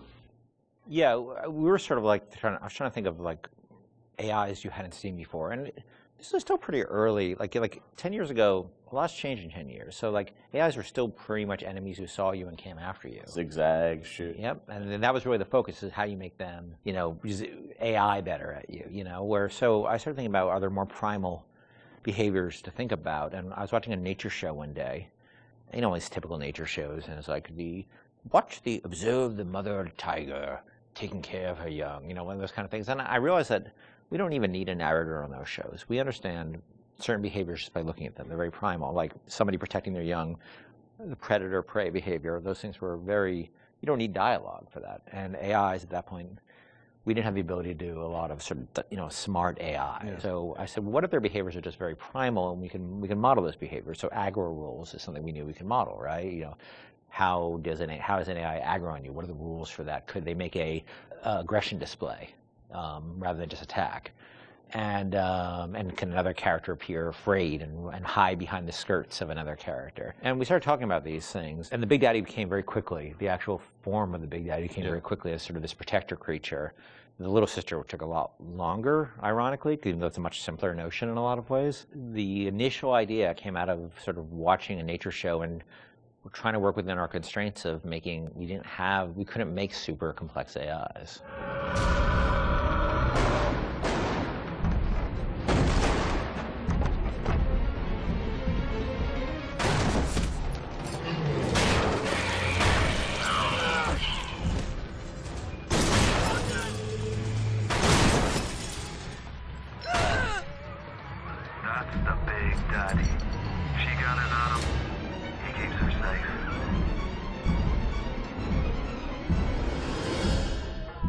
Because when we first got the system up and running, this is before the playtest, we weren't really thinking about player facing these things. And we had this entire system set up that completely simulated what would happen. And you'd play through the vertical slice and you walk into a room and everybody's dead because the system would work perfectly. You weren't there to see the fight. Yeah. And we track they weren't called Little Sisters at the time, but we track how much they were harvesting, and it was all like a Command and Conquer level simulation. Yeah. And players didn't care or notice. Yep. And so we just abandoned all that stuff. Yeah, so that took us a step towards, how do we present this to the player, then how do we make the gatherers, which we called them at the time before Little Sister design came on, like how do we make them empathetic towards the player, how do we make the player want to engage with that, because at the time they were just slugs. Right. So which is a That's horrible right, design. Originally were slugs, right? Yeah. Not actually. Which is a horrible design in so many ways because you don't care about slugs, Right. and they're also on the ground, so you don't see them. They're not like at eye level, and they're dark. So But you still have the trailer had like the same, or not the trailer, the demo, or prototype we did. So it had the Big Daddy sort of like interacting with the little slug. And slugs crawl around the Big Daddy? Or no, it's this awful little mesh. Right. Yeah. It's like a little beetle, sort of. Uh-huh. Yeah, it was terrible. Yeah. And they were protecting. And they had protecting the beetles. The beetles? What? And the it Big was Daddies so had two drills. They didn't have a hand, so there's no way they could It's just fascinating because like the Little Sister, it's like there's such humanity in it, which you really connect with. Which seems like you would think that would be the obvious thing. Yeah. We're not very smart. The idea of sort of choosing to engage the Big Daddy. I mean, when I was first time I played the game, that was always profound. It makes you sort of sit there and like, am I ready for this? And your choice to sort of like, the kind of opposite of stealth, like when you want to be discovered. Was that always the mechanic with the Big Daddy?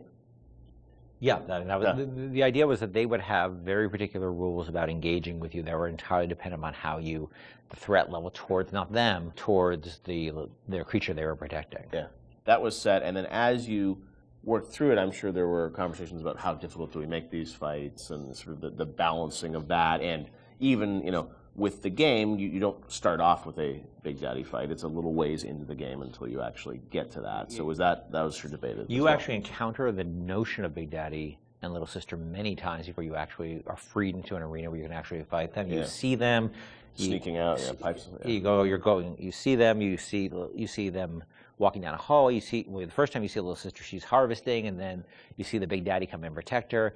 And we realized it was 4 or 5 sequences we had to do to set the stage for these characters. And look, we were hoping they'd be iconic and people would respond to the way they did, because we certainly spent energy on them with the expectation that they'd have an impact that we really just as easily could have turned out that nobody cared. I think the actual very first time, and not a lot of people see it, there's a Little Sister in the vent in Kashmir restaurant. That if you're looking in the right direction at the right time, you'll see her looking at you, and then she'll disappear into the vent. It's the eyes. No, it's the actual mesh. Is it the mesh? Because it was easier to do that right. than new eyes, but yeah. No! No! No! No!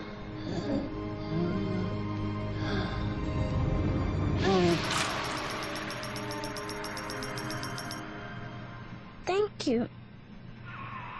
The path of the righteous is not always easy. The thing as you play through the game, I think the moments with those sort of encounters certainly stand out to the player. For you guys, as you were developing it, was there a debate about how often to sort of have those encounters? Like, like how many Big Daddies would there be? How would that play out? I mean, was that something that sort of changed as you? No, I think we decided there would be 3. I think it was 3 per level. So 3 and 2 in smaller levels. We did have a third Big Daddy that was mostly finished, but we couldn't make it fun. Like that last 10% of an AI is always like, where's the fun? Like, how do you really make it fun? I think they put it into BioShock 2, didn't they? They might have, yeah. They might have, I don't know. But, it was fully rigged, fully animated, but we just didn't have the time we needed to really, really polish it. So we ended up shipping with the Bouncer and Rosie.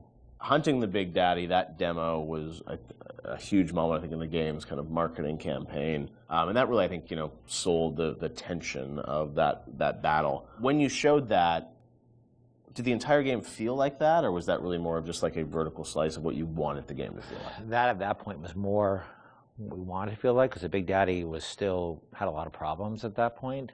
But we were confident we could do that. Like, we wanted to make sure that was an experience we could deliver on. And it was like it functioned, but it would do really weird things. Like, it had this tendency at the time to, if you did the wrong thing, that it would turn into basically a super ball and start like a tiny little super ball. The Big Daddy would go, turn to a super ball and start bouncing off the ceiling and walls like a million miles an hour.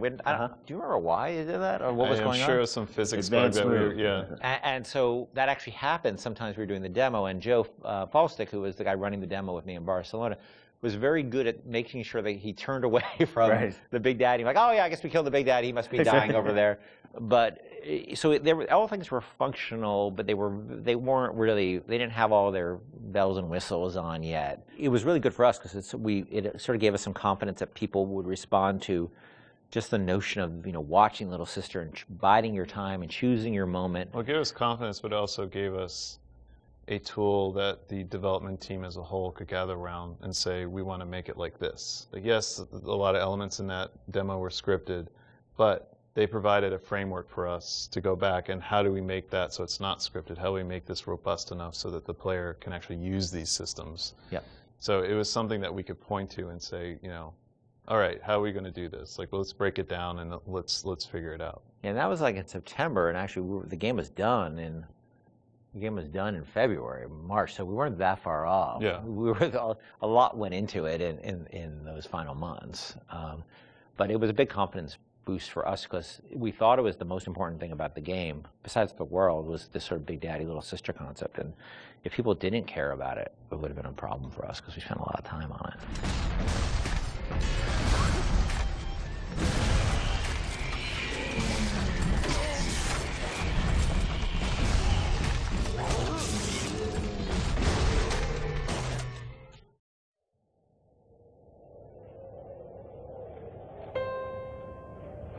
To kill, to harvest or not to harvest, the moral dilemma that follows you throughout the BioShock experience and defines the fate of the player.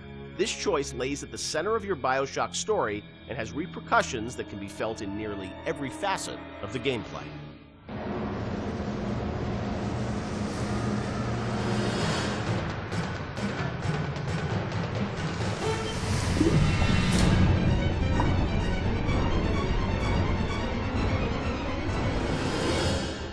Part of BioShock's lasting legacy, of course, are the Little Sisters and this moral choice that presented itself to the player. Everyone became a water cooler conversation about, like, well, did you save them? Did you harvest them? That concept, Ken, was that something that came about early in development, or that binary choice? When did that come into the game? I don't remember when. I mean, we had the concept of them being protected, but I can't remember when you actually certainly chose. wasn't. When there were slugs, it was not meaningful. I think there was. Do you salt it? Do you not salt it? Yeah. There were resources that you could get, but there was no choice there, right? The choice was, do I want to fight the Big Daddy or not? Yeah. I think once we got into the realm of they have to be empathetic, the player has to have some feeling towards them, which you're not going to get from slugs. Right. Then we start seeing that opportunity there of, like, okay, nobody's going to want to do harm to these girls, or do they, like, and do we allow them to? It was we weren't comfortable with it at first when it first came up that we could. I think it was important that it was a way to reflect the sort of larger economic questions of a world like Rapture, where, like, where the economy drives everything. Are there any limits to economic decision making versus moral decision making? Because that's sort of what the Randian notion is that it's not the role that you don't sort of legislate morality.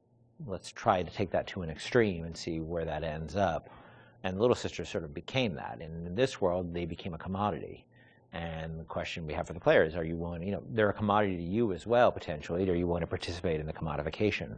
There was, I think, a fair amount of nervousness internally at the publisher about it for a little while, but pretty quickly they were able to sort of say, look, we trust you guys, and go, do this. And I only had a few, the press, and this sort of happens over and over again, the games press worried a ton about it and like wring their hands about it. They ever recognized it was a setting topic, but that it was done to a larger purpose, that it wasn't just sort of like, hey, this is the game where you kill children. And whatever, and that was a sensitivity. I know that, like, you guys wanted to call them little sisters, not little girls, and it was and it wasn't, it wasn't killing them, it was harvesting them. And I mean, you did some things probably on purpose, right, to sort of explain that this, you weren't doing anything vicious to them, right? Well, I mean, you do sort of, they do sort of disappear out of you, and a big slug out of their belly, comes up. That we didn't want that to be graphic. We wanted to be very clear that you were killing them. Yeah. But it was not intended to be a prurient in terms of, hey, this is a simulation of pulling a sea slug out of a little girl's belly. But we wanted you to understand that you were making a very diabolical moral economic pact there. And we think that came across, and I think it came across well enough. And I think the test of how well it came across is, I think most people didn't really thought of it as am I willing to do this thing or not? Right. And people would tell us stories how, like, their girlfriend saw them harvesting, and then they literally slept on the couch that night. Right. And that's an interesting, that was interesting how people connected to a 3D mesh that's really no different than any other 3D mesh in the world. Like, this little sister, she's not a person. She's a 3D asset, a virtual 3D asset, right?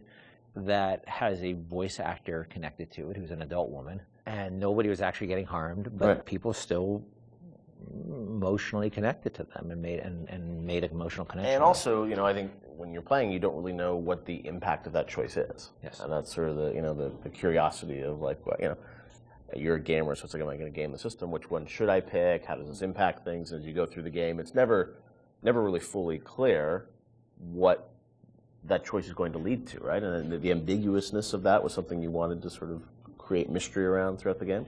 Yeah, we went back and forth a lot about what the rewards for harvesting versus saving would be, and actually I think we should have really pushed further that the rewards for saving were much more, should have been much more meager than the rewards for harvesting, just to really sort of put you up against the wall, push you up against the wall and say, are you going to stick by your moral guns here? Because you're going to pay for it.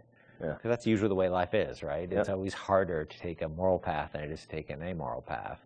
But there's incentives to take amoral paths because it's the easier path.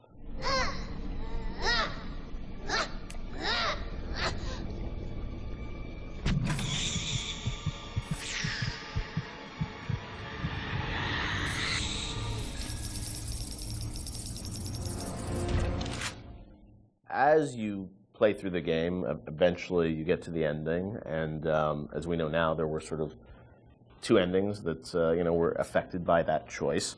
And that was something at the time, I know you said publicly that you weren't in favor of sort of having two endings. Was that in part because, the game is about not having choice, or did you think that, the two endings were, I don't know, like, I'm interested for narratively, like, why you didn't want to go that path? It seemed forced, given that the game really sort of almost made a joke, a meta commentary joke about the lack of agency in games, the lack of meaning of those choices, given that you have these two endings. I guess you could make an argument that, well, you were free, you were given choice of the, once Ryan's dead, and that's really what it's about. But I think we also didn't really have enough time to to execute on those super well. I was pretty happy with how the happier one came out, you know, with the sort of little sister focus, but it's a much more subtle story than I would have time to tell about you, sort of your slow descent into, you know, moral chaos and, Right. and dissolute living and all the things that sort of come along with a life that is sort of separate from a moral structure.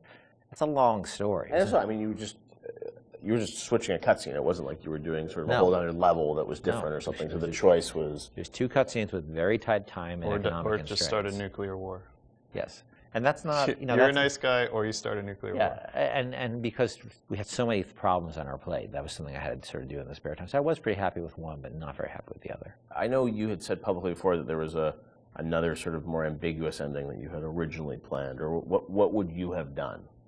There was a notion of an ambiguous ending, in which if I just wrote one, I would have found a way that would just talk about the moral ambiguity of the world rather than the sort of, you know, positive or negative, because it is such a, look, I think we really tried with BioShock not to sort of make a game about good and evil. It's really about circumstances and what circumstances lead people to. Right. And how they delude themselves with ideology to do things that they would think are evil, but it's okay because it's for the good cause. Right. And that's what I probably would have. If I just had one to write, I'd probably focus more on that. You know, how difficult it is to sort of align when you start being driven by ideology rather than being in the moment and thinking about the impact of what you're doing. Right. Sean, you talked to gamers, I'm sure, over the years. Did you ever get a sense of how many people harvested versus saved, and was there any sort of data? I mean, this is before the days where you get telemetry and data on like what people picked and whatnot. Yeah, I mean, anecdotally, it seems like more people saving Little Sisters. Although, I have a few friends that were. I just harvested every single one. I wanted to see what happened. So I mean, I don't know if that was more, you know, the game developer and them trying to see, you know, what would happen, but certainly for the most part, I think most people. Which I guess is a good thing. It means that maybe people are good at heart. You know, they kind of feel bad. They want they want to save the Little Sisters. So, yeah, I'll say it. You know, the needle sways towards the green there. Time for bye, Mr. B. Hurry, hurry, Mr. Bubbles.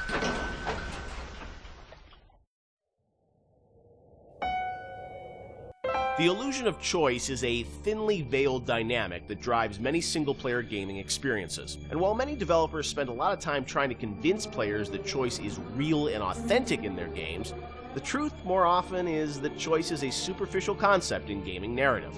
BioShock confronted this idea head-on, searing into our minds a innocuous 3-word phrase with an unforgettable new meaning. Would you kindly?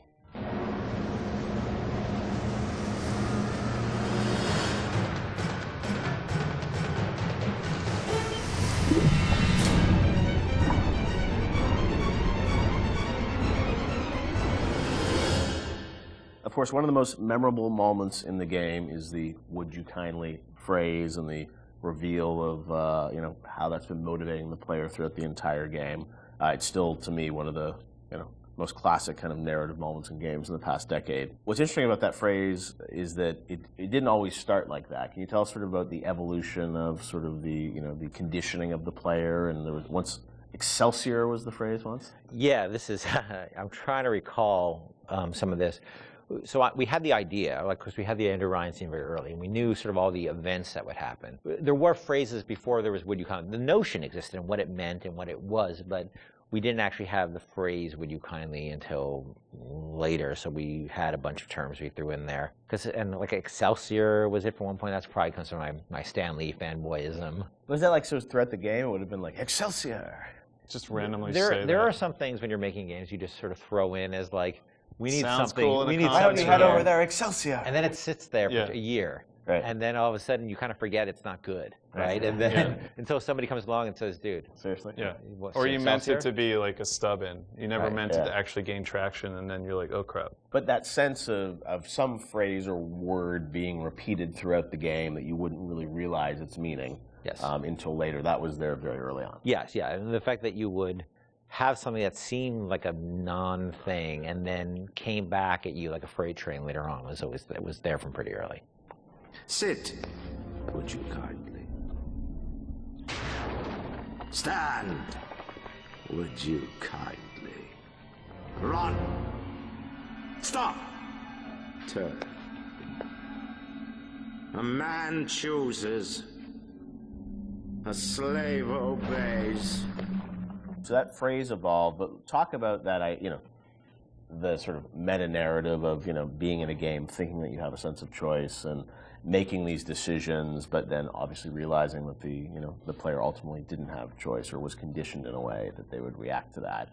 That was, sort of a new idea for a game. Where did that come from on your side, Ken? I mean, was there sort of a deeper sort of, meaning behind it? No, look, I think I was always interested in the concept, whether it's, Oedipus, not to get too pointy-headed here, but Oedipus sort of thinking he has, I'm going to leave, this city and go to another city because there's been this prophecy about me and I'm going to avoid my fate and I'm in complete control, and then finding out he's not in control at all, to the Manchurian Candidate, which is a story I love about, somebody who you find out is just a puppet, living a life of a man, and Fight Club. I always love those kind of stories about who am I and what is my agency in this world, because look, we struggle. I think everybody struggles that. How much we really have control over, and how much is our boss or parents or whatever telling us what to do. So that seemed like a natural thing for a story, and because it came from movies, that idea a lot, and plays, yeah. I don't think it was very. There was a lot of. It hadn't been explored in games really, and games are particularly interesting because you feel like you are interacting with choice, yeah. And you're really being, most games, especially at the time, you're really just being railroaded down a corridor. It's very easy to underestimate gamers, and I think probably I did a little of my own underestimation there, that it would be a little too pointy-headed for people, but people seem to really engage, probably because it spoke to an experience they had, a struggle as a gamer they've always had, which is like, I want to control, but how much control do I really have in this game? True. And Sean, I mean, it was also something that, was a great surprise when you played through the game. And I'm sure even for people on the team, did everyone know that when Ken was sort of doing it, or did it was revealed as people played through it? I think, at some point the entire team knew. It wasn't, it was something that was talked about with a smaller group before, it was brought to the entire team. Early on, when you heard the idea and you just kind of clicks, right? You're like, okay, I totally get this. Did people get it? I seem to remember people looking at me like I was like a lunatic. Maybe not the specifics, and maybe it's the Excelsior, or maybe you're talking about the Excelsior time, but the idea that you don't really have choice, and exactly like you said, you played through how many video games, and everybody's game is going to end the same way. You're going to kill these people, you're going to pass through these checkpoints, and you think you have a choice, but ultimately the only real choice is stop playing the game. So the idea that we're kind of like taking that on resonated. Now the actual, like, is it Excelsior, or is it the Latin phrase I forgot, or if it's would you kindly? See, here's how I remember it, and I could be, I could be wrong. Yeah. I can remember being so surprised by the outside reaction, because I remember the internal reaction being completely nobody connected or engaged to it. I mean, we worked on it. Yeah. And so I was kind of surprised by the outside reaction, because I kind of thought it was like, as I said, it's a bit academic, right? Yeah. And it could also be a function of... We're playing it close to the vest. I could be misremembering it, or it could also just be a function of nobody making the game had the experience of playing it through and getting to that moment. Yeah, that's what I mean. Like, it was revealed to them in advance of really playing it, so it wasn't that surprise. Yeah, they had seen it in all its really half-assed, development stages on the way. Out of order. Yeah, out of order and all that. And it's not really something you can play test over an afternoon, because it takes a little while to get to that point. You need to lack the knowledge about what the game is to be able to sort of have that experience all the way through. I know you guys have talked about the idea of Atlas, the voice actor changing, and it was, I guess, very important that you nailed that actor, right? And you trusted that actor until there was sort of the Fontaine reveal and sort of understanding that. Yes, trust was everything there, right? And so there was something about either the actor or the writing or the accent that just people immediately said, this guy's no good. Right. When the first Atlas we had, because you have to trust this guy, and if you don't, there's no trust. There's no, there's no punch in the gut. I think we've really focused on making him have personal stakes in the story as well. That he had his family trapped. Even, of course, it was all fiction, right? But his he had skin in the game. He sort of spoke to you as a friend, and especially because the whole world was so hostile to you. I think it took a while to get that exactly right. Listen, I've got a family. I need to get them out of here. but the splicers have cut me off from them. If you can reach them in Neptune's bounty, then maybe, just maybe... I know you must feel like the unluckiest man in the world right now, but you're the only hope I'll ever see my wife and child again. Sean, what do you hope is the kind of lasting legacy of BioShock? 10 years hence, a lot of things you guys were doing, have sort of become common now, right? With, upgrades and moral choices in games and whatnot. But it was really pioneering work a decade ago. When you reflect on it, what do you hope people remember the game for sort of pushing forward? For me, it's telling a story with the medium and how we used everything available to us to tell that story. We used the environment to set up the backstory of Rapture and really create a sense of space, which I think is vitally important to getting the players to trust that, to sit down and kind of like just be in the space and let these things happen. Even the radio logs, the rudimentary animation that we had at the time. I mean, we really sat down with the tools that we had and at our disposal and tried to tell a meaningful story. Maybe not meaningful, but something that would be memorable to people that they could take away and, like you said earlier, have that water cooler moment where they're excited enough to talk about it after they put the controller down. So for me, I think the legacy is that it was a story well told. For me, it was a sense of place, being like the Rapture is a real thing, even though it's not.